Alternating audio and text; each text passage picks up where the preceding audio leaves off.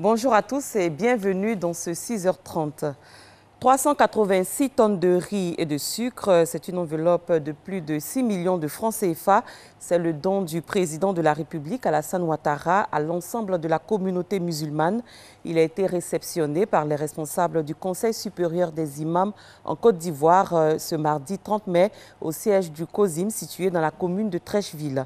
Ce don du chef de l'État vise à soutenir la communauté musulmane dans son ensemble pendant le mois de Ramadan, débuté le samedi 27 mai dernier. Par Gassorokoni. Siège du Conseil supérieur des imams en Côte d'Ivoire. C'est le lieu choisi par les responsables du COSIM pour recevoir les dons du président de la République, Alassane Ouattara.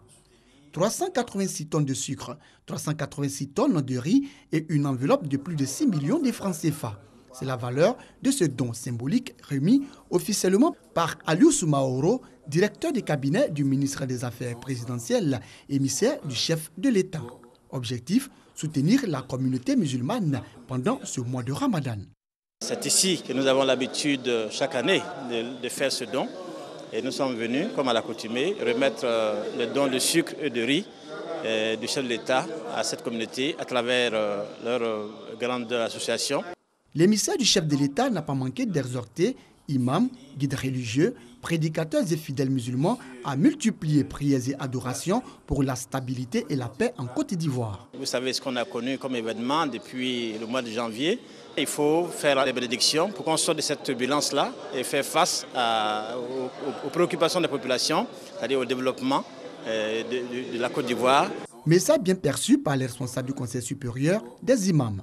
Rassurer le chef de l'État des ferventes prières des imams et l'encourager à tenir bon parce que cette mission n'est pas facile. Dire aussi à toute la Côte d'Ivoire que nous devons profiter de cette chance afin de faire évoluer positivement notre pays. Saluant le geste du chef de l'État Alassane Ouattara, l'imam Traoré Mohamed, représentant le président du COSIM, le Cheikh Boakari Fofana, a remis au président de la République par le biais de son envoyé le journal mensuel islamique et le calendrier qui marque le temps de l'observation de la rupture du jeûne. Prières et bénédictions, autre temps fort de cette cérémonie de remise de dons du président de la République aux responsables du COSIM. Autre chose à présent, la 3e édition du DISCOP, marché panafricain de la création, de la production de contenu audiovisuel, s'est ouverte hier après-midi à Cocody. C'était en présence du ministre de la Communication, représentant le Premier ministre Amadou Gon Coulibaly, parrain de cette cérémonie officielle. Cette édition 2017 va durer 3 jours.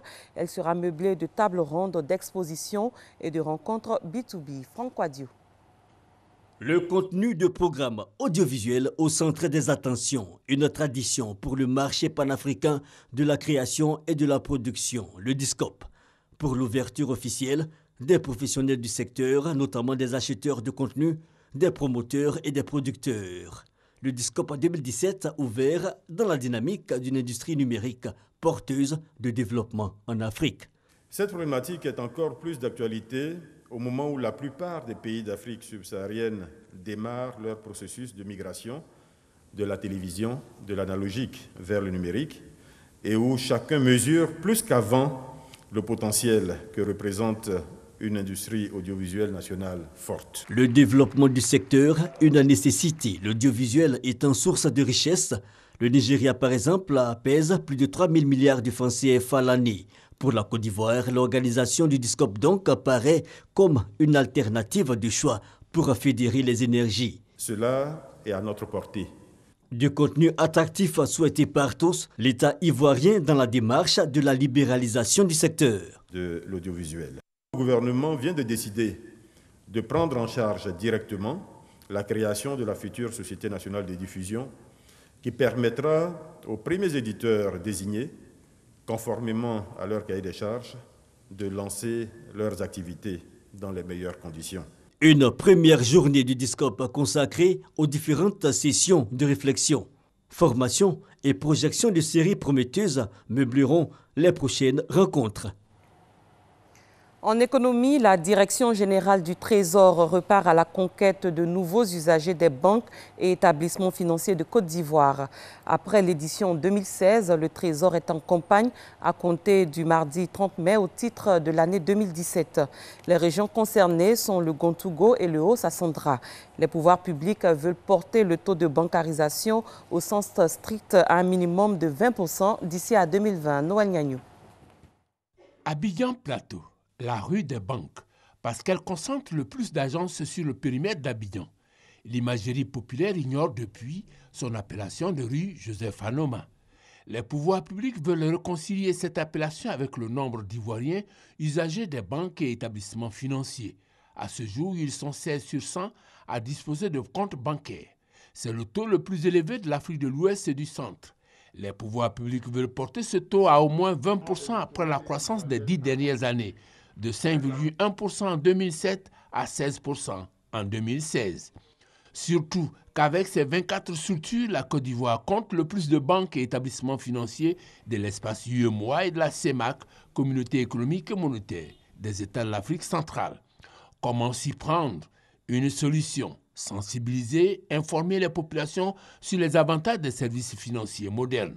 L'une des finalités majeures de l'accès aux services financiers est l'amélioration du niveau de vie des personnes à revenus modestes, généralement exclues des secteurs financiers formels, voire il est attendu une croissance davantage inclusive. Après l'édition 2016 dans la Maraoué et la Nawa, voici venu le tour des régions du Gontougo et du Haut-Sassandra sur le thème État et banque ensemble pour la bancarisation. Des difficultés qu'ont nos populations. Souvent, elles doivent faire plus de 200 km pour pouvoir avoir accès à un service financier. Et elles sont obligées de garder leur argent dans les Canaries, sous les matelas. Donc nous appelons effectivement à la solidarité des banques pour qu'elles puissent aller, nonobstant le peu peut-être de rentabilité financière qu'elles ont à s'installer dans ces régions, à venir, parce qu'elles participeront de ce fait véritablement au développement de notre pays. Les banquiers, les premiers bénéficiaires du relèvement du taux de bancarisation, ont affiché leur détermination à jouer leur partition. Il est important qu'il y ait un partenariat de plus en plus accru entre les populations et le système bancaire pour faciliter donc l'évolution globale de notre économie que nous voulons de plus en plus prospère. Une chose reste à faire, réduire les obstacles en termes de paperasse, quelquefois loin, voire trop loin de nos réalités, et surtout la recherche de produits adaptés aux besoins de financement des populations. Après le passage des pluies diluviennes qui se sont abattues sur le district d'Abidjan, de nombreux dégâts et pertes en vie humaine ont été enregistrés. Quel est le bilan partiel de ces dégâts? Le commandant des sapeurs-pompiers militaires de Côte d'Ivoire nous donne des réponses dans ce reportage de Chris Diomandé et Delphine Gla. 4 jours de pluie diluvienne à Abidjan la semaine dernière et déjà des victimes. Au niveau des sapeurs-pompiers militaires, on dresse un bilan à mi-parcours. Sur les sites où le GSPM a eu à intervenir, nous avons pu enregistrer 7 victimes décédées, 34 personnes mises en sécurité et 6 victimes évacuées dans les hôpitaux. En saison des pluies, les interventions se multiplient, mais la mission n'est pas sans difficulté. Les difficultés que nous rencontrons dans ce genre d'intervention sont essentiellement dues à l'imprécision de la localisation des lieux des sinistres.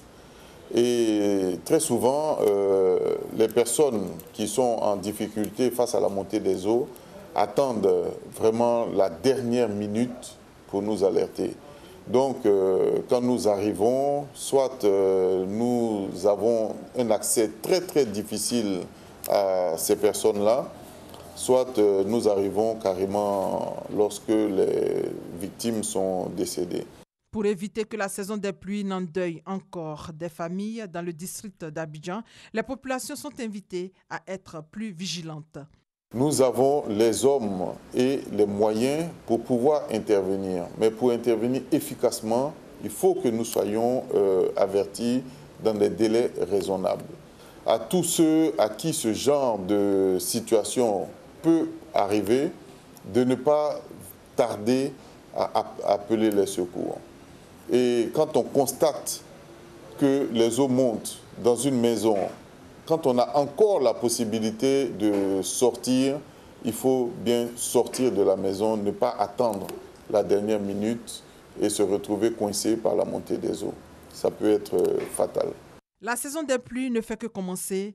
Juin est le mois le plus arrosé. En cas d'inondation, de dégâts, d'éboulements, d'évacuation, de sinistres ou de détresse, les populations sont invitées à appeler le numéro vert, le 180 ou le 01 80 13 23. Aujourd'hui, 31 mai, c'est la journée mondiale de lutte contre le tabac, dénommée Journée sans tabac. Le thème de cette célébration est « Le tabac, une menace pour le développement ». Pour mener à bien cette lutte, le ministère de la Santé et de l'Hygiène publique, à travers le programme de lutte contre le tabagisme, a mis en place le centre d'aide au sevrage tabagique. Comment fonctionne ce centre? Comment sont pris en charge les consommateurs de tabac? Élément de réponse avec Frédéric Oulaï et Delphine Gla. Youssouf a une fois consommé le tabac. Aujourd'hui, en classe de terminale, il n'arrive plus à s'en passer. Pour mettre fin à la pratique, il a décidé d'aller au centre d'aide au sévrage tabagique. Le centre est situé au sein du CHU de Cocody. Quand je fume, je dors, je m'endors. Tous les matins, je me lève, je me sens fatigué. Bon, il y a des démangeaisons, tout ça. Il y a des mal à cause de la cigarette. Bon, il peut fumer demi-paquet par jour. Je vais entièrement arrêter la cigarette. Mais je ne sais pas comment le faire. Parce que ça prend le sang, je ne sais pas, c'est difficile. Vu ce que ça me créait, j'ai décidé de venir ce matin pour dépister. Le centre d'aide au sévrage tabagique a été inauguré le 31 mai 2016 pour assister les consommateurs du tabac. Les malades viennent soit des hospitalisations, c'est-à-dire qu'après avoir été hospitalisés, s'il est tabagique, on le conduit ici pour l'aider à sévrer. Il y en a aussi qui viennent d'eux-mêmes de la ville et qui ont appris que le centre existe et donc ils viennent nous voir pour être sévrés. La consultation au centre est gratuite. D'une cinquantaine de dossiers, donc de malades, de sujets qui sont suivis, donc des sujets tabagiques qui sont suivis ici. Pour l'heure, le centre d'aide au sévrage tabagique est le seul sur le territoire national. À ce jour, près de 75% de consommateurs de tabac ont été pris en charge. Et sur les 75, 25% ont arrêté de fumer. Culture à présent, les lampions se sont éteints sur la 9e édition du Salon international du livre d'Abidjan Silla au Palais de la Culture à Trècheville.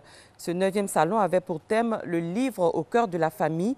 Il a enregistré la participation de plus de 75 000 visiteurs en 4 jours et permis aux éditeurs de faire un chiffre d'affaires de 30 millions de francs CFA dans les ventes de livres. Issaïou. Rideau sur la 9e édition du Salon international du livre d'Abidjan, Silla. Une rencontre des professionnels de la chaîne du livre qui aura tenu toutes ses promesses. C'était un salon réussi. Personnellement, pour moi, j'ai découvert beaucoup de choses. Il y a un réel engouement pour la lecture, contrairement à ce qui se dit. Les parents ont fait l'effort de venir avec leurs enfants. De façon générale, ce salon a été apprécié dans son organisation, dans son contenant, comme dans son contenu. Ce 9e Silla a été surtout marqué par une forte participation des pays étrangers. Les éditeurs, les écrivains, ils se sont mis ensemble pour organiser ça et ça a été vraiment, c'est une réussite. Nous, les mamans, nous, les parents, nous avons la mission de faire aimer la lecture, d'insuffler le goût du livre à nos enfants. Le salon est indubitablement un succès, si j'en juge par l'affluence que le Palais de la Culture a connue pendant 4 jours. Le ministre de la Culture et de la Francophonie a salué la mobilisation du public tout en montrant l'importance du livre pour l'humanité. Nous souhaitons pour notre pays des valeurs les plus fortes de fraternité, d'amour, de solidarité. Et le livre peut être ce grand vecteur pour rassembler et faire répandre les valeurs de paix.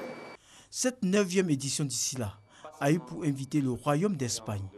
Le 10e salon verra la participation des États-Unis comme pays invité d'honneur.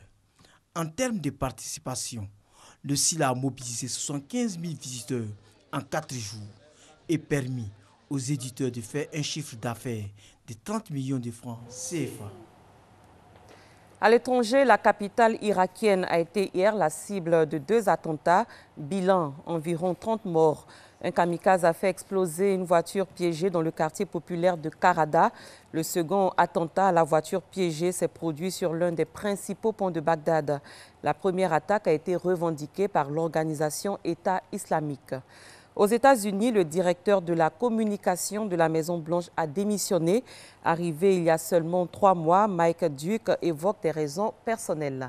C'est la fin de ce 6h30. Merci de l'avoir suivi. Très bon début de journée à tous et à toutes.